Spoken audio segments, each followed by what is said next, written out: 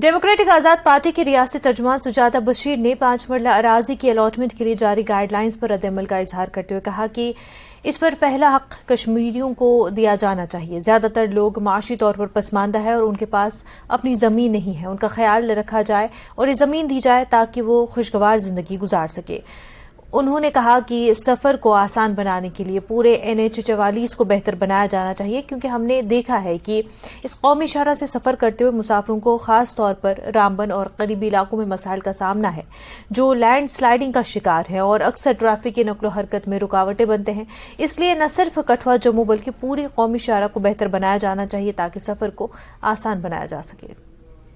National high وے پہ ہے اس time کہ یہ جی جموں ٹو کٹھوعہ جو ہے وہ اس ٹائم ہم جلدی سے جلدی NH 44 کو دے دیں گے اینڈ اس پہ جلدی سے جلدی کام چلے گا. یہ ان کی بات نہیں, یہ پورا جو بھی ہائی وے ہے national highway Kashmir to Jammu وہ مجھے لگتا ہے ان کو ہر ایک جگہ کام کرنا ہے. اسپیشلی رامبن میں آپ دیکھیے کتنے لوگ سٹک ہو جاتے, کتنے ایکسیڈنٹ سننے کو آتے.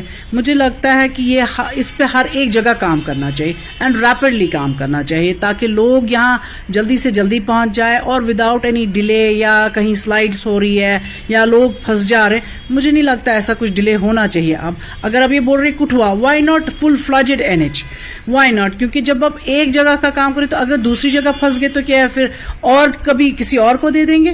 سو مجھے لگتا ہے چیف سیکرٹری صاحب کو اس پہ پورا دھیان دینا چاہیے اینڈ سارے نیشنل ہائی وے کو ایک ٹیم کے انڈر دے کے اس کو کام کروانا چاہیے so that life should be easy to travel.